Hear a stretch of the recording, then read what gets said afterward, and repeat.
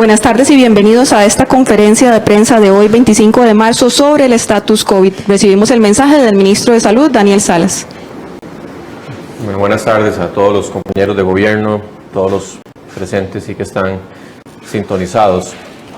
Al 25 de marzo tenemos un registro de 201 casos positivos por COVID-19 con un rango de edad que va entre los 2 a los 87 años. Se trata de 84 mujeres y 117 hombres, de los cuales 183 son costarricenses y 18 son extranjeros. Tenemos casos en 39 cantones de las 7 provincias. Por edad tenemos 177 adultos, 17 personas mayores y 7 menores de edad. Se han descartado hasta la fecha 1.684 personas. 2 han sido dadas de alta. Tenemos 8 en este momento en proceso de ya análisis para ver si se dan de alta. Y se contabilizan 2 lamentables fallecimientos que ya lo hemos indicado, son hombres costarricenses de 87 años. Tenemos 6 personas que se encuentran internadas, 4 de ellas están en cuidados intensivos y en ese sentido yo quiero hacer un llamado porque es cierto que ya hemos reiterado que las personas adultas mayores son de las más susceptibles de complicarse, pero que tenemos otra lista de personas, muchas de ellas con factores de riesgo que no son el estatus de ser una persona mayor y que están en riesgo también de complicarse, de tener una enfermedad grave. Así que yo quiero hablarle también a las personas más jóvenes que piensan que con ustedes no es el tema. Sí, también es con ustedes. Recordemos que en nuestro país, en mayores de 20 años, tenemos aproximadamente un 15% de personas con diabetes mellitus, con azúcar en la sangre, y un 30 o más por ciento de personas mayores de 20 años que tienen presión alta y que son factores que pueden complicar la enfermedad, sin hablar de otras, como ya lo hemos indicado, problemas, otros problemas cardiovasculares o problemas pulmonares crónicos como el asma incluso. Así que vuelvo a indicar, tenemos que ser solidarios con los adultos mayores y protegerlos mucho más a ellos, pero vean que ya tenemos personas en unidades de cuidados intensivos entre los 35 y los 50 años. Y así que no solamente es el hecho de cuidarnos todos porque tenemos que cuidar a los adultos mayores, sino cuidarnos todos porque también esto puede afectar gravemente a personas más jóvenes. También quiero hacer una indicación que tanto el presidente como mi persona hemos firmado una nota dirigida al director general de la OMS, al doctor Tedros Adhanom Ghebreyesus, solicitándole que la OMS promueva que los diferentes países o empresas que tienen tecnologías patentadas para combatir el COVID-19 las pongan voluntariamente a disposición en un solo conjunto y que los demás países podamos hacer uso de esas patentes ya liberadas para fabricar o producir, por ejemplo, medicamentos, respiradores, cualquier tecnología que sea de utilidad en combate contra el COVID-19. Esa es la intención que se busca con esta nota. Así que es un esfuerzo también que hace Costa Rica para tratar de que tengamos más herramientas más prontas para combatir el COVID-19 y que esperamos que la OMS haga ese acogimiento positivo y que pueda hacer ese llamado abiertamente a todos los países e industrias que pueden tener ese tipo de tecnologías patentadas y que hagan esa liberación voluntaria para poder todos unirnos más aún y con más fuerza para combatir el COVID-19. Recibimos el mensaje de la ministra de Educación, Giselle Cruz. Buenas tardes a todos y a todas. Comunicarles que estamos haciendo la entrega de los paquetes de alimentación en los centros educativos y quiero iniciar también agradeciendo a las juntas de educación que hacen ese trabajo voluntario y que ahora están en todos los centros educativos en la elaboración de estos paquetes para entregas a las familias en coordinación con los directores de los centros educativos, a que también se les agradece todo ese trabajo que están realizando. Hemos habilitado durante toda la semana para la entrega de los paquetes. Garantizamos la entrega de estos paquetes a todos los niños, niñas y jóvenes que son beneficiarios de este servicio, del servicio de comedor. Así es que vamos a continuar esta semana con la entrega de estos paquetes. Asimismo, hemos habilitado a las juntas de educación para que le compren al CNP o a un proveedor privado que pueda también suplir estas necesidades de las juntas de educación para hacer la entrega a todos los beneficiarios del servicio de comedor en nuestros centros educativos, tanto desde el preescolar hasta la secundaria. El ministro de Seguridad Pública, Michael Soto, nos da su reporte. Sí, muy buenas tardes. Para informarles que, bueno, como ya todos saben, ayer empezó a ponerse en marcha la restricción vehicular nocturna. Empezó a las 10 de la noche y finalizó hoy a las 5 a.m. El día de hoy, y de igual forma, y así seguirá consecutivamente. Debemos informar que en la operación que se desarrolló el día de ayer entre los diferentes cuerpos de policía, la Policía de Tránsito, policías municipales y las policías del Ministerio de Seguridad Pública, se hicieron 274 partes a personas, de los cuales 159 son por la restricción a la restricción vehicular a la medida sanitaria, y 115 que las personas incumplieron varias medidas a la vez. El día de hoy vamos con lo mismo. Esperaríamos que esta cantidad de infracciones se reduzcan, porque todos los costarricenses debemos acatar esta disposición, con las excepciones que ya se han publicado y que se conocen ampliamente. Además, respecto a algunas consultas de algunos medios de comunicación, el tema de los extracontinentales, debemos aclarar que se está haciendo una coordinación regional de todos los países del sector centroamericano para establecer un tránsito, un cordón, un pasadizo humanitario. Sin embargo, aclarar que a este momento no han ingresado, como un dato que se dio de 2.600 personas, repito, no han ingresado. Se está haciendo una coordinación regional, pero las circunstancias en este momento no hay movilización. Básicamente eso es lo que hay que informar desde seguridad. Don Michael, tal vez, tomando en cuenta que usted se tiene que retirar de la conferencia, si nos puede dar el mensaje sobre el manejo de los datos y los funcionarios del Ministerio de Seguridad Pública. Muy bien, sí, correcto.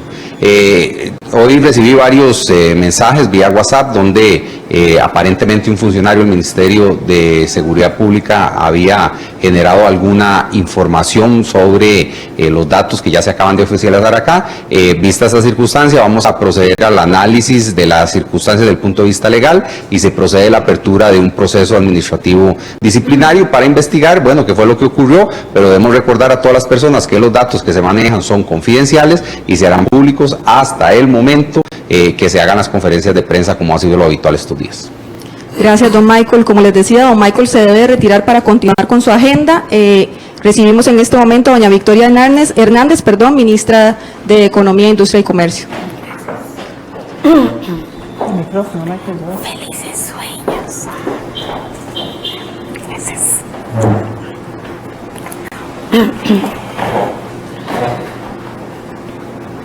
Recibimos el mensaje de Renato Alvarado, ministro de Agricultura, quien nos habla sobre el suministro de alcohol en gel del FANAL.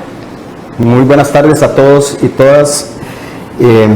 Lo que primero quisiera aclarar es esto.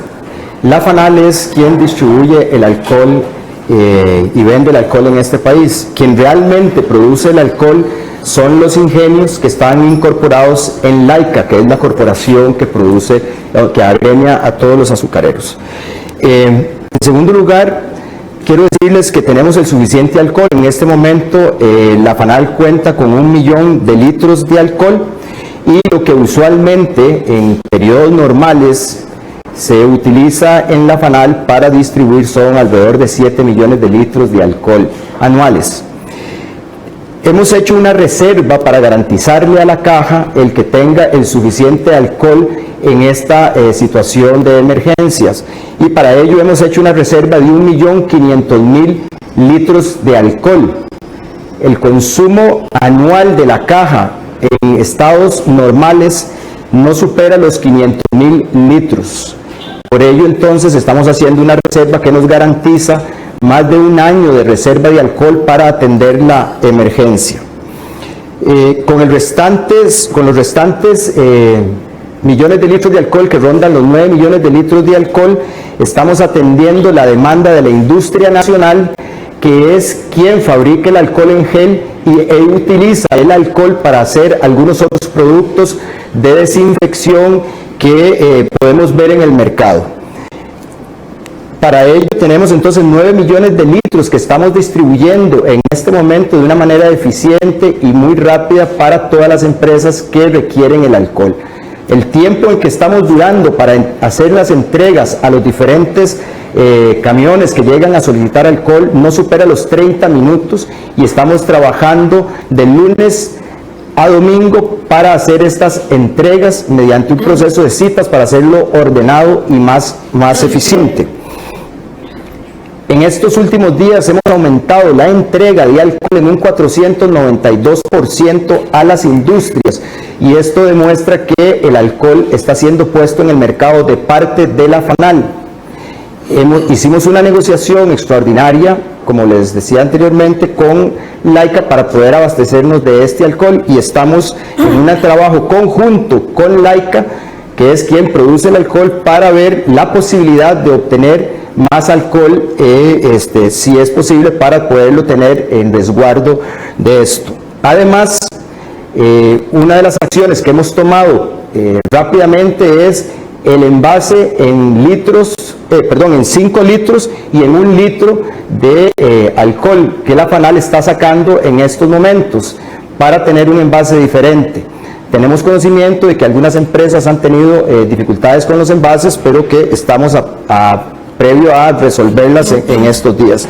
Eso es básicamente, es decirles que efectivamente tenemos el alcohol suficiente, hemos hecho los resguardos suficientes de alcohol y estamos produciendo. Finalmente quiero decirles que los agricultores siguen produciendo la comida de los costarricenses en el campo, no hemos detenido la producción nacional de alimentos y los instamos a que consuman productos nacionales frescos para ayudar así a los agricultores, que son quienes están trabajando, generan riqueza, generan empleo en el país, y eso nos va a ayudar a reactivar la economía. Recibimos el mensaje de doña Victoria Hernández, ministra de Economía, Industria y Comercio. Gracias, muy buenas tardes. Saludos a mis compañeros. Siempre en la misma línea de lo que tiene que ver con el mercado del alcohol, hemos venido desde el Ministerio de Economía, Industria y Comercio trabajando de forma muy coordinada con el Ministerio de Agricultura y Ganadería y la FANAL en 3 líneas. Una es el tema de los precios.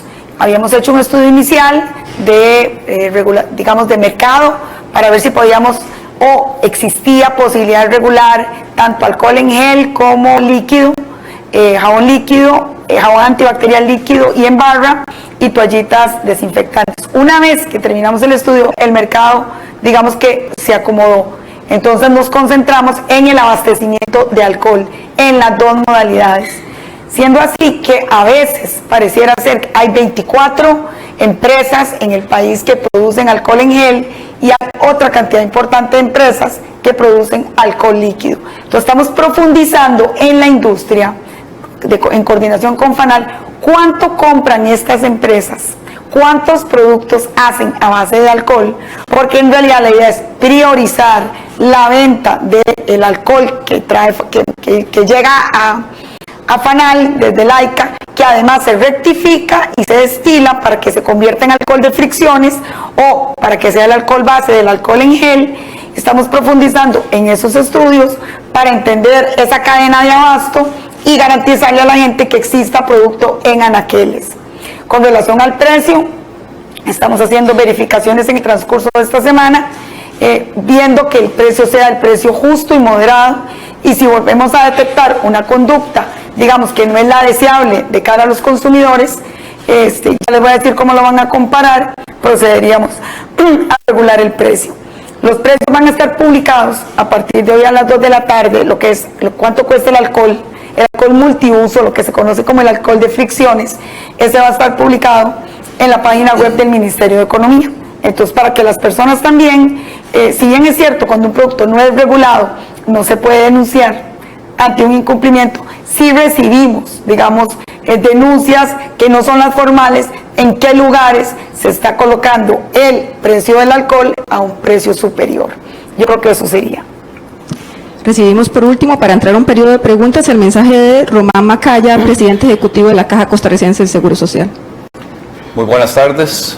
Esta semana seguimos en el tiempo programado para la apertura del Hospital Senare, que va a estar reconfigurado para atender solo pacientes de COVID-19. Este hospital entrará en funcionamiento con 1.350 funcionarios trabajando en 3 turnos 24/7.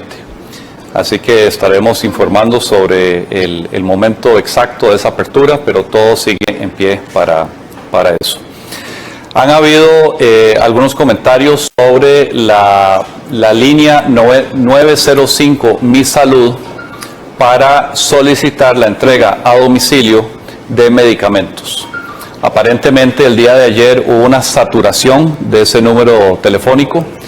En base a eso, nosotros hemos aumentado el número de agentes que atienden llamadas y también hemos ampliado el horario para atender llamadas de las 7 de la mañana a las 8 de la noche. Si quisiéramos pedirle a todos los usuarios, este número de teléfono es para, en la opción 4, es para solicitar la entrega de medicamentos, no para responder preguntas sobre el coronavirus. Para eso hay otro teléfono que es el 1322-1322. Ahí le pueden responder todas sus consultas sobre coronavirus. Pero este número 905 Mi Salud, opción 4, es solo para solicitar la entrega a domicilio de medicamentos de forma gratuita mediante lo que ya anunciamos ayer, que es el convenio entre la Caja, Budget Car Rental y Correos de Costa Rica. Así que, por favor, utilicen los números correctos para las funciones correctas. También quisiera anunciar que el día de mañana la Caja Costarricense de Seguro Social va a estar lanzando con el app del EDUS, que ya muchos de ustedes ya lo han descargado, una nueva funcionalidad. Esa funcionalidad es para el abordaje de coronavirus, COVID-19. Va a permitir ingresar síntomas y administrar su riesgo y el riesgo colectivo de la comunidad ante esta pandemia.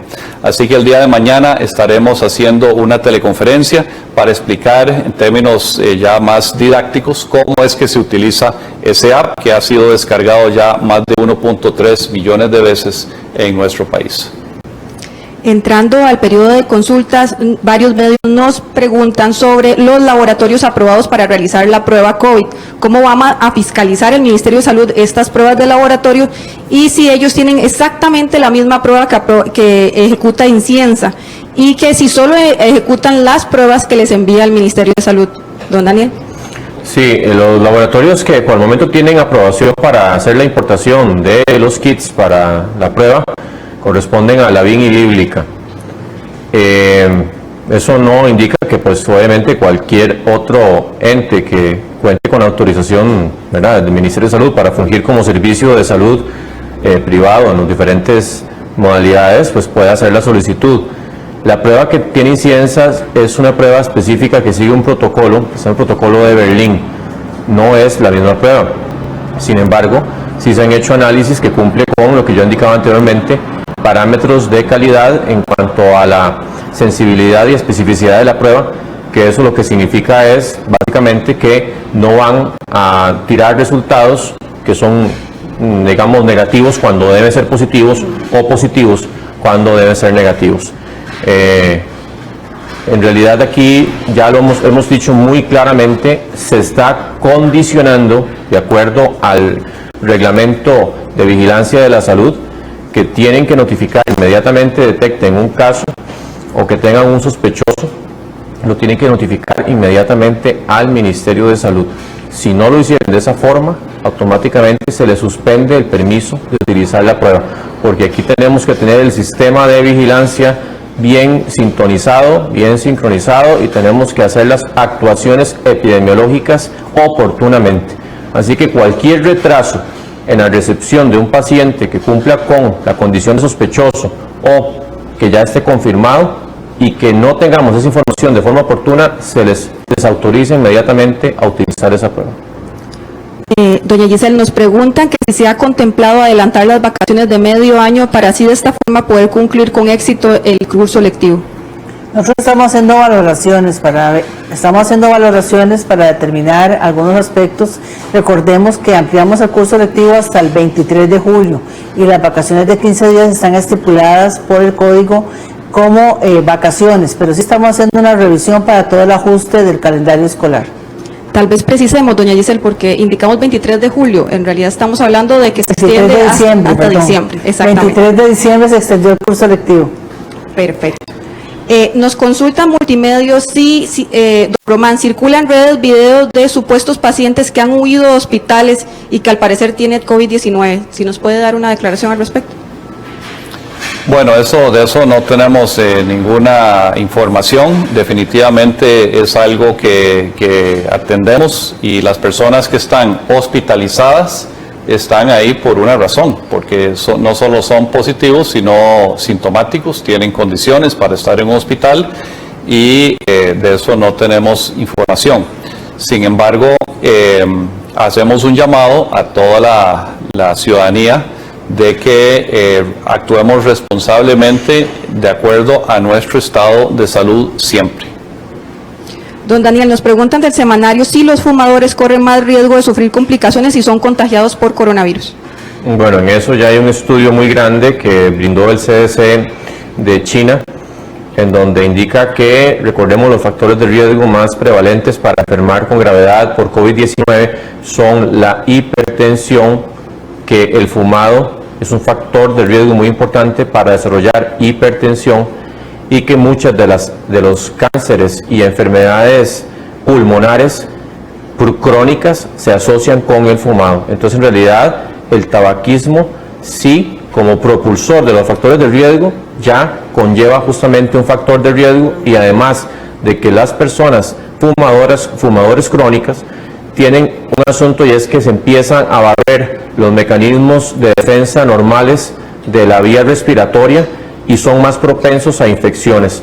Entonces, también desde ese punto de vista sí son más susceptibles de enfermar gravemente por COVID-19, pero sobre todo la relación estadística que se ha hecho es que como factor de riesgo de las enfermedades cardiovasculares y de las enfermedades pulmonares crónicas, incluidos algunos cánceres, claro que sí, es un factor de riesgo para esos factores que sí se han visto mucho más frecuentemente,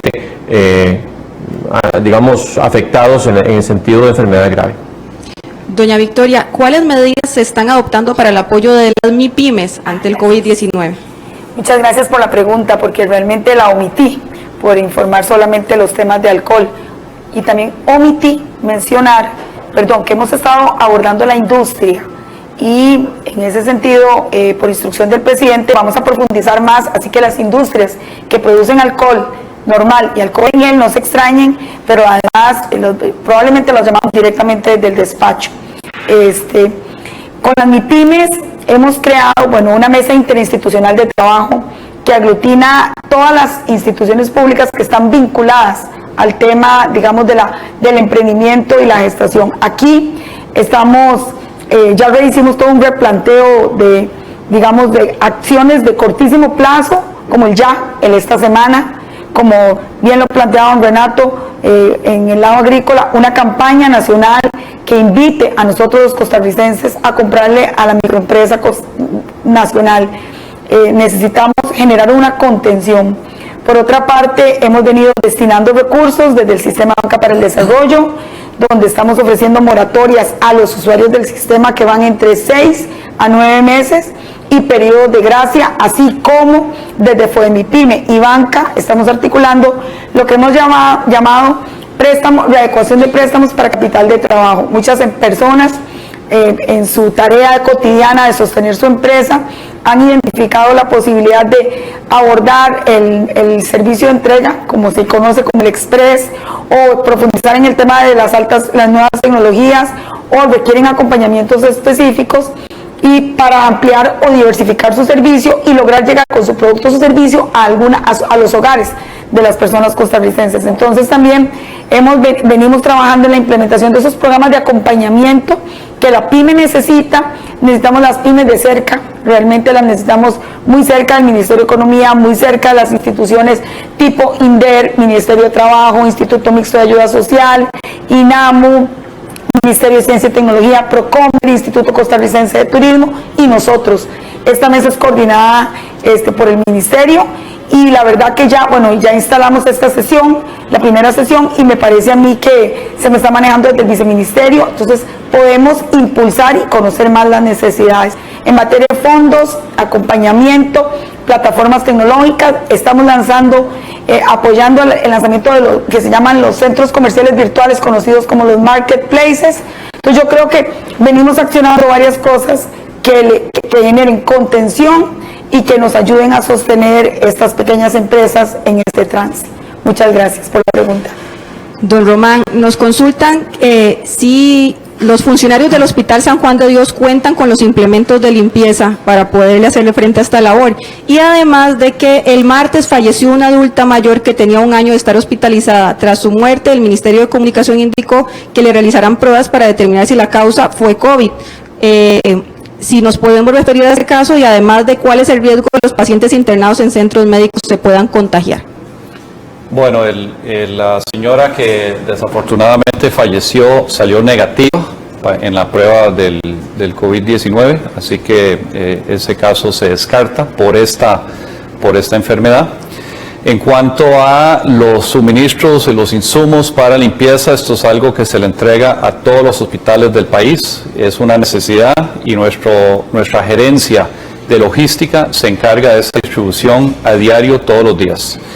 Y en cuanto a el riesgo de personas que estén funcionando en los hospitales, hay que recordar que este virus se puede propagar en todo el país y en cualquier oportunidad de contagio entre una persona y otra. Inclusive hasta estar cerca, simplemente conversando, puede ser un factor de riesgo. Y por eso, de nuevo, las medidas de seguridad que involucran ese distanciamiento social, que es un distanciamiento físico de otras personas con las cuales conversa, con las cuales interactúa, y todas las medidas que ya hemos anunciado y pedido a la población ejercer, es la mayor defensa que tiene nuestro país. Esta batalla no la ganamos en los hospitales, la ganamos afuera, en su casa, ahí es donde se gana esta batalla.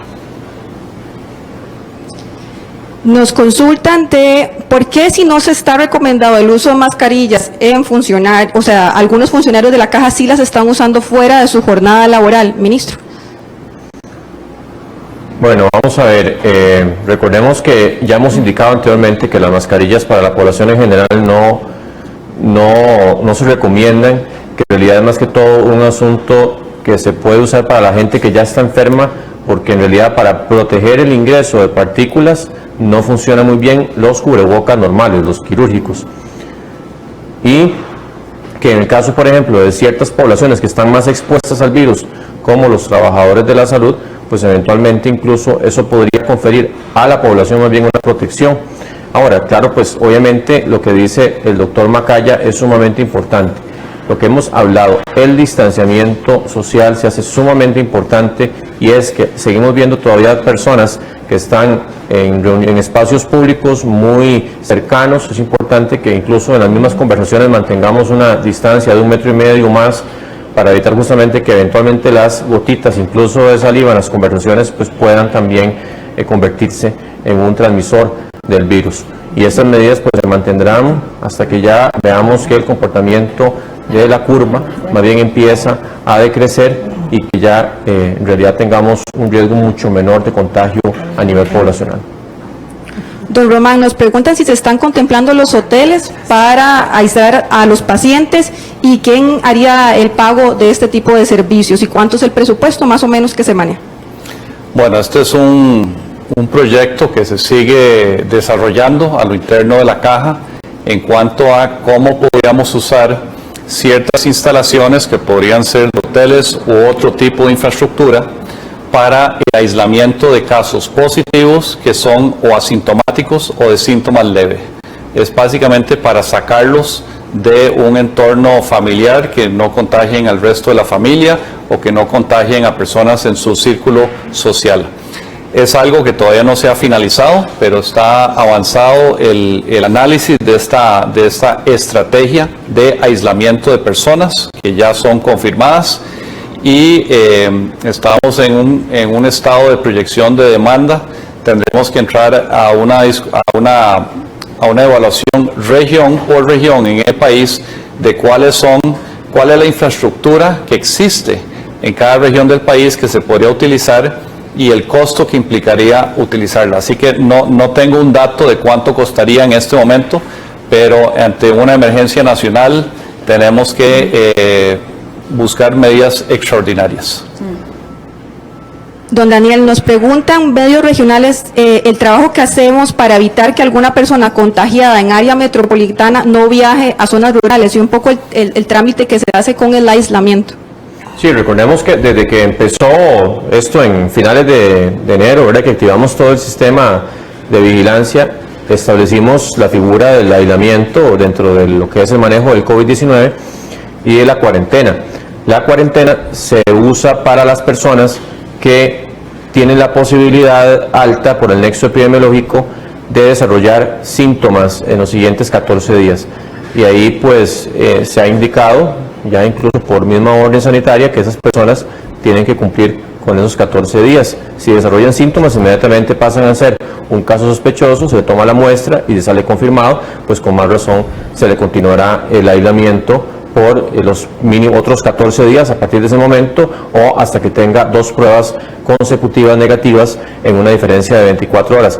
Todo paciente que tenga síntomas, nexo epidemiológico, o en este caso ya que incluso por un criterio clínico muy sugestivo indica que es sospechoso, se le mantiene en un aislamiento que es con un seguimiento, puede ser un aislamiento, que en la mayoría de los casos es a nivel domiciliar, con un seguimiento cercano, día a día, incluso varias veces al día, por parte del Ministerio de Salud, para garantizar que se está cumpliendo. Recordemos que eso se hace bajo la figura de una orden sanitaria, que es un documento de orden legal, en donde ya se le hace casi que es una obligación para la persona de cumplir con el periodo de cuarentena o aislamiento. Como le digo, en caso que tenga síntomas, lo que se maneja es el aislamiento. En el caso que no tenga síntomas, pero tenga ese nexo fuerte, por prevención se maneja el término de cuarentena.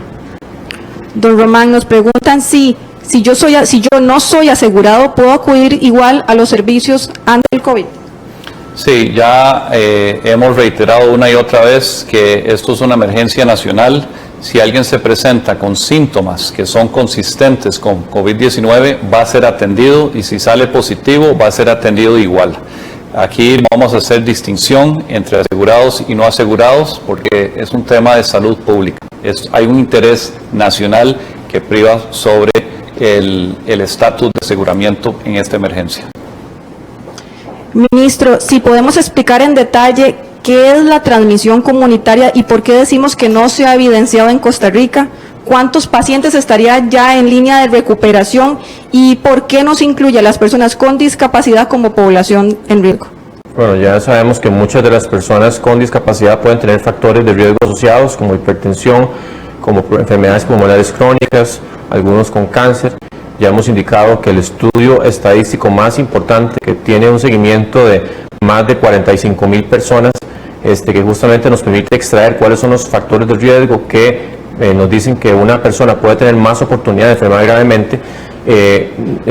Justamente lo que hablábamos, las personas con situaciones especiales que tienen factores de riesgo asociados, pues obviamente también están dentro del grupo de riesgo, y esos ya están contemplados dentro de los diferentes lineamientos que se han estado emitiendo. Con respecto a... ¿Cuál es la otra pregunta? Disculpa. ¿Cuáles son los pacientes? ¿Cuántos pacientes tenemos en línea de recuperación? Sí, allá lo he indicado ahora que hice la lectura. Tenemos 8 personas que están siendo sometidas a exámenes para verificar si ya no están transmitiendo el virus. Y eso pues dependiendo de las pruebas, así será necesario. Ya dijimos que se ocupan 2 pruebas con una diferencia de 24 horas entre una y otra, y que las 2 sean negativas para ya dar como recuperado a ese paciente, y si esa condición de 2 pruebas con esa diferencia no se cumple, pues tendremos que estar haciendo más pruebas al respecto. Y en esa línea, ministro, ¿cuál es la proporción de cobertura de pruebas diarias que se tiene entre Caja e Inciensa? ¿Cuál es la capacidad máxima de pruebas que tenemos? ¿Y cuánto tiempo usualmente transcurre entre que se realiza la prueba y se le da el diagnóstico a la persona? Sí, el tiempo que transcurre no sobrepasa generalmente los 24 horas. Hay algunos casos en que hemos tenido algún asunto un poco más allá. Recordemos también que entre más alejada sea la toma de muestra de la gran área metropolitana, pues también van a haber un asunto de transporte, y que eso pues se hace difícil en realidad enviar un vehículo exclusivo para una sola muestra. Entonces también tiene que haber cierto acopio de muestras, y eso pues puede llevar a tiempos un poco mayores, pero en realidad a lo que es Inciensa y en la misma Caja, los resultados no han sobrepasado en su gran mayoría las 24 horas para estar disponibles. Y la capacidad, pues en realidad ya lo hemos indicado, se va aumentando constantemente la capacidad. Inciensa ha estado manejando su capacidad, que incluso ha sobrepasado las 150 pruebas por día. La Caja ha tenido también una capacidad similar, porque recordemos que incluso tienen más centros hospitalarios funcionando, y de ser necesario, ya lo hemos indicado, vamos viendo el comportamiento, vamos a habilitar otros establecimientos. Ya de por sí estamos haciendo el esfuerzo como país, porque sabemos que tener la prueba lo más también desconcentrada posible se hace sumamente necesario para captar todos los casos posibles, y en eso estamos trabajando. Ya la Caja está haciendo sus gestiones para tener la prueba incluso en posiblemente, bueno, no voy a decir exactamente cuántos hospitales, pero sí en muchos hospitales que están fuera de la GAM, y que tengamos todas las pruebas necesarias. Ya también incluso la OPS está haciendo también una posibilidad de una compra importante de reactivos, más bien de gestionar una compra a un precio reducido para Costa Rica, y estamos también haciendo las gestiones para tener acceso a esa prueba. Ministro, no nos referimos a qué es exactamente transmisión comunitaria. Transmisión comunitaria significa cuando ya hay transmisión de persona a persona y la misma no se logra confinar en el sentido de identificar dónde está esa transmisión y cuál es el origen de esa transmisión y hacer los aislamientos respectivos. Ya hemos indicado que la transmisión comunitaria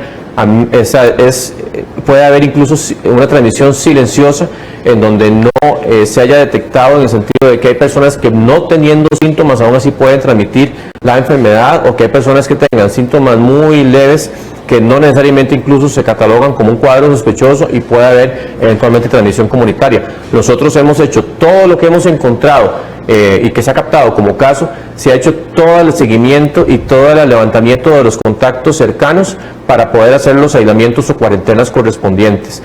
Igual lo que hemos visto de los pacientes que han ingresado a la unidad de cuidados intensivos, que son pacientes graves con COVID-19, hemos logrado identificar dónde ha sido el origen de esos pacientes, y eso también nos indica que no ha habido en realidad una transmisión comunitaria eventual detectada que sea amplificada, y seguimos todos los días tratando de evidenciar eso.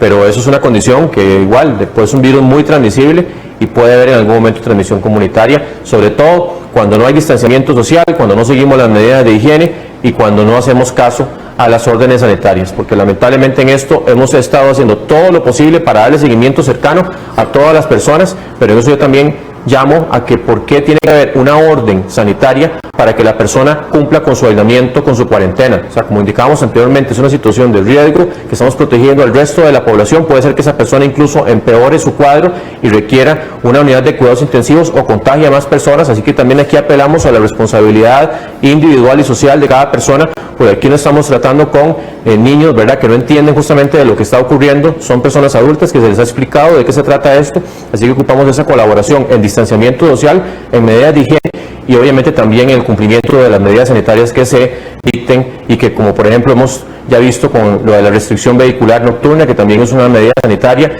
y con otras que hemos estado dictando anteriormente. Don Román, nos consultan cuántos casos significaría un desborde de la capacidad de nuestro sistema de salud. Bueno, es que esa pregunta depende de factores de cuánto se complican. Hemos estado en conversaciones con las autoridades sanitarias de China para aprender de la experiencia china en esto y aprender a manejar los pacientes que son de síntomas leves para que no evolucionen a síntomas severos.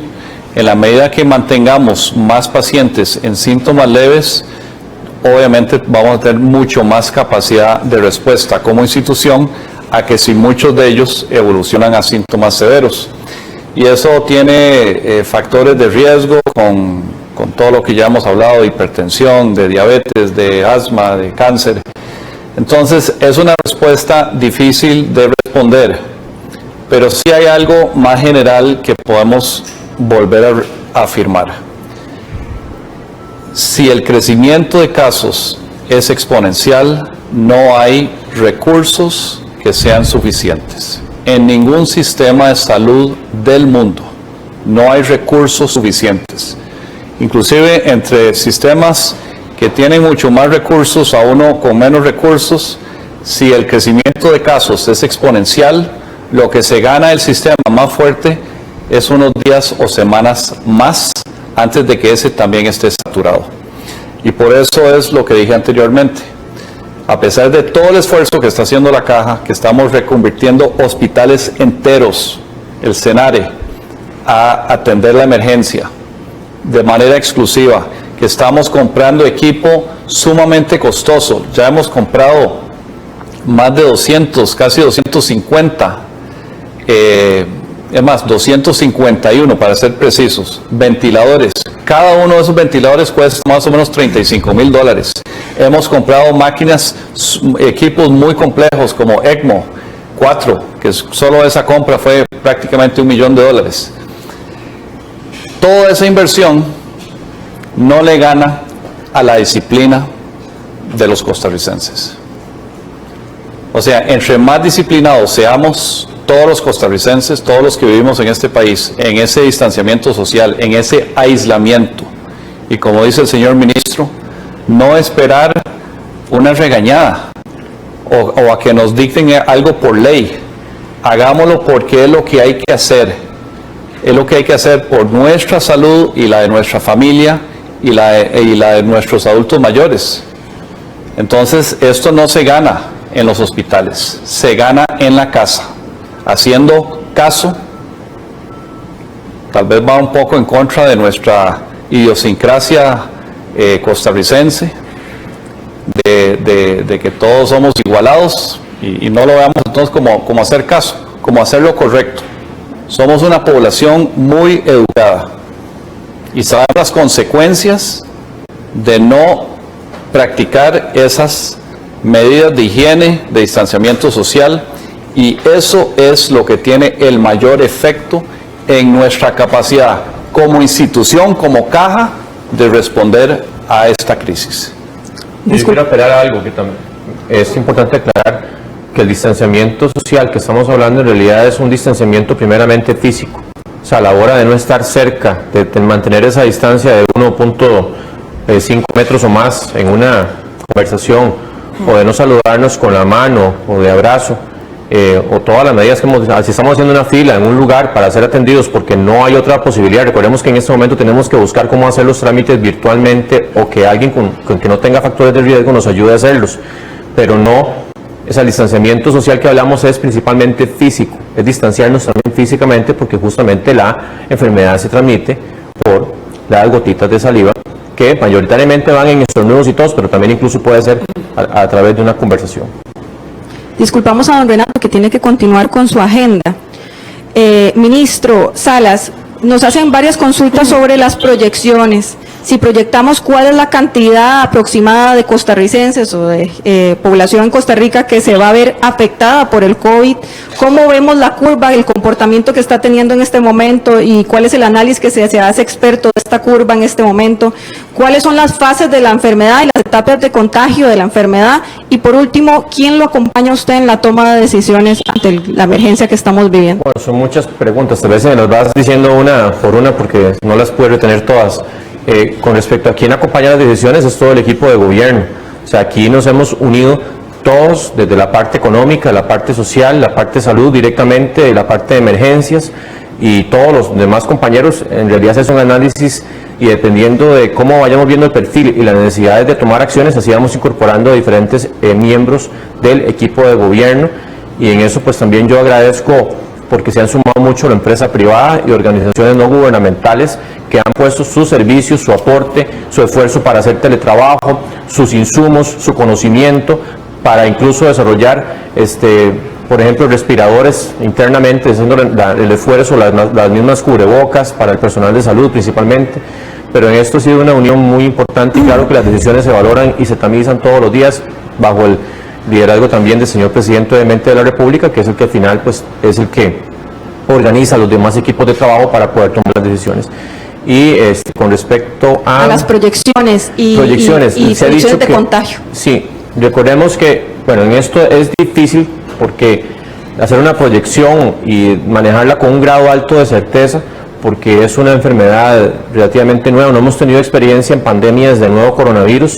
Nosotros nos basamos mucho y sobre todo estamos previniendo para no tener los escenarios que han tenido Italia o España, o que incluso se están ya pues viendo, visualizando en New York, por ejemplo. Pero lo que sí es cierto es que se ha dicho que puede enfermar entre un 20 a un 60% de la población durante todo el fenómeno. Van a quedar algunos que posiblemente no se van a detectar como enfermos porque van a ser personas asintomáticas y algunos pocos van a quedar como susceptibles, pero en realidad un porcentaje muy importante de la población se va a enfermar. Eso, ya lo hemos dicho, depende mucho del distanciamiento físico y social y de las medidas de higiene que aplique la población.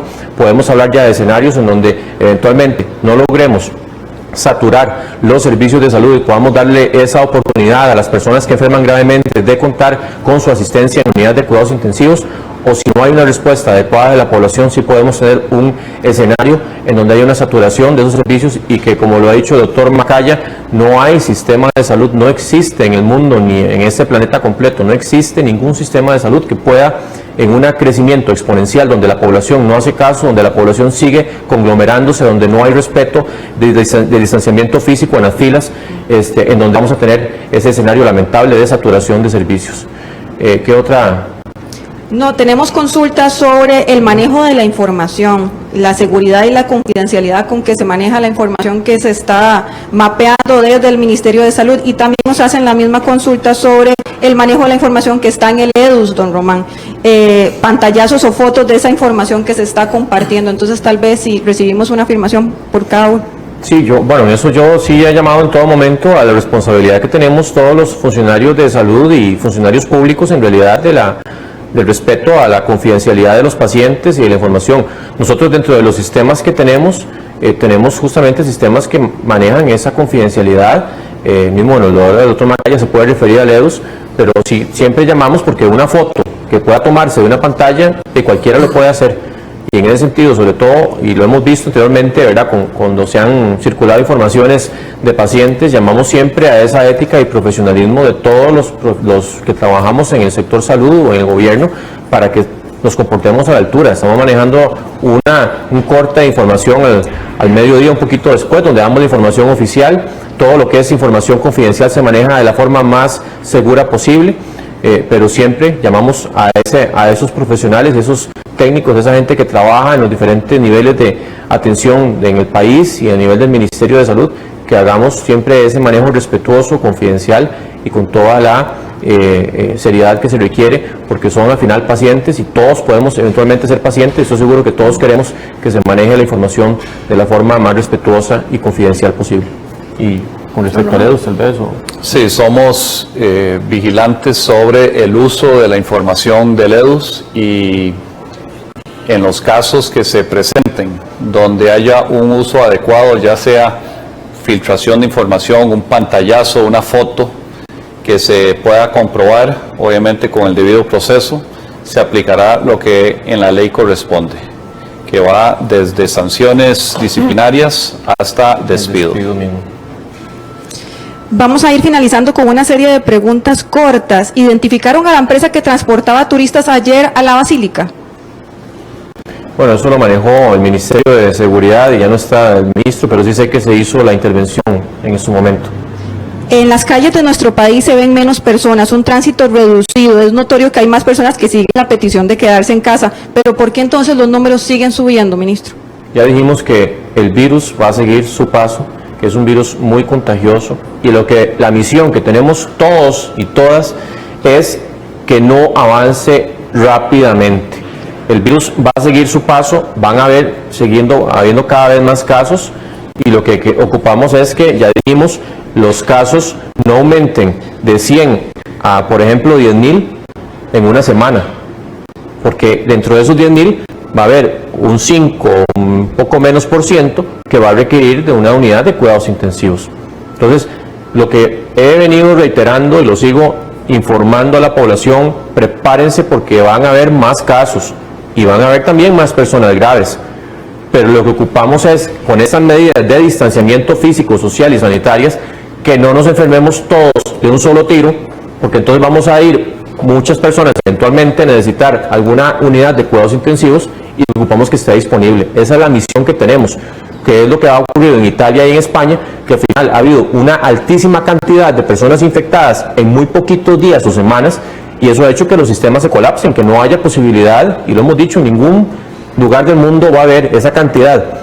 Si los casos se dan todos simultáneamente en poquitos días, para que se puedan atender como tiene que ser, especialmente los graves. Ya dijimos que la gran mayoría de la población no va a requerir ni siquiera de ninguna intervención médica, va a recuperarse al cabo de 2 semanas y ya no va a tener ningún problema, pero sí hay un porcentaje, y que ese porcentaje, como indicaba anteriormente, puede ser muy significativo, muy importante, sí, de que va a enfermar gravemente si todos se enferman en poco tiempo. Por último, ministro, 2 temas. Uno, el trabajo que se está llevando con las municipalidades para el tratamiento de la población que vive en asentamientos informales. Y nos dicen que doña Emiliana Rivera, director de CONAPAN, dijo que la orden del Ministerio de Salud es que no se reciban nuevos ingresos en los hogares de ancianos. Reconoció que en el San Juan de Dios le pidió recibir a un adulto mayor por abandono, pero que no lo pudo atender. ¿Qué vamos a hacer con las personas adultas mayores abandonadas en hospitales? Ya todo eso lo hemos reiterado, hay una mesa de trabajo específica que está viendo el tema de protección social, y que en esa mesa está el CONAPAM, está AGECO, están incluso se articula con ANAI, que es la Asociación Nacional de Intendencias y Alcaldías, también está la Unión de Gobiernos Locales y está el IFAM, velando porque todas esas redes de apoyo y atención al adulto mayor funcionen de la forma más oportuna. Ya indicamos y seguimos diciendo, los adultos mayores tienen que ser protegidos de una forma natural, en el sentido de lo que siempre hacemos. Tenemos que ir más allá y disminuir las visitas a ellos, que es más, como dijimos, más mensajes de texto, más llamadas, más videollamadas, menos contacto físico, o más bien que no haya contacto físico, porque ellos son la población más vulnerable de todas las poblaciones. Y lo de asentamientos formales y también el trabajo con los alcaldes. ¿Y su mensaje final, ministro? Sí, también con asentamientos de este tipo ya se ha estado trabajando con la Comisión Nacional de Emergencias, y ahí también se ha incorporado el MIVA y otras instituciones que tienen que ver con este tema, y se ha estado tratando de hacer cómo intervenir en caso de que haya casos, ¿verdad?, positivos o sospechosos, pero en realidad es un escenario que no es tan fácil de manejar. Sabemos que por las características que tienen ese tipo de asentamientos se hace complejo, pero sí se ha estado abordando desde la misma Comisión Nacional de Emergencias de ese tema. Y el mensaje final en realidad aquí es todo, de verdad, responsabilicémonos, no esperemos a que el sistema de salud actúe por nosotros. Tenemos aquí una cuota, y yo me pongo también como ciudadano, enorme que podemos hacer para prevenir y para evitar las cadenas de contagio de forma masificada, de forma intensa. Aquí no podemos, ya lo he dicho, no podemos tener un policía sanitario detrás de cada persona para asegurarnos de que mantenga el distanciamiento físico, de que se lave las manos antes de tocarse la cara, de que no vaya a lugares públicos si no es necesario, de que protejamos a los adultos mayores, de que no estemos con ese contacto físico por las siguientes semanas, de todas las medidas que ya se han venido hablando, de la desinfección de las superficies, de cumplir con las órdenes sanitarias. Eso no podemos, simplemente no se puede tener un policía sanitario para que esté detrás de cada persona haciendo lo que tenga que hacer. Aquí seamos muy responsables, y yo aquí apelo de verdad a que somos un país que nos distingue, que hemos hecho grandes cosas en el pasado y estoy seguro que las haremos en el futuro con unión, con fuerza, con solidaridad, y aquí si no nos unimos esto no va a funcionar como ocupamos. Y yo sé, y lo he visto la respuesta que se está generando de gente que está cada vez haciendo ya más atención a los llamados que hemos estado haciendo, porque estamos en un momento donde ese hacer caso a las acciones, que no nos sintamos de verdad que somos los vivazos que podemos hacer lo que queramos, estamos en el justo momento en donde podemos hacer que el escenario sea con una curva que nos permita manejar administradamente los pacientes graves, o un escenario en donde se nos va a salir de control y ya va a ser muy tarde cuando ya la gente diga, uy, ¿por qué si el ministro de salud, el presidente o el gobierno nos llamó la atención y no hicimos caso, por qué es que no lo hicimos en su momento? No es cuando ya tengamos un montón de gente en la unidad de cuidados intensivos el momento de empezar a actuar y reaccionar. Es justo ahora, estamos en las semanas que podemos decidir el destino del COVID-19 en Costa Rica, y yo sigo llamando y sigo apelando a ese sentido de solidaridad, de sentirnos como un solo país, que al final es una enfermedad transmisible y que va a seguir su paso, pero que ocupamos que podamos administrar los tiempos de atención de los casos graves, y eso solamente podemos hacerlo con el apoyo de todas y todos ustedes. De esta forma damos por concluida la conferencia del día de hoy. Nos encontramos mañana otra vez a las 12:30. Buenas tardes.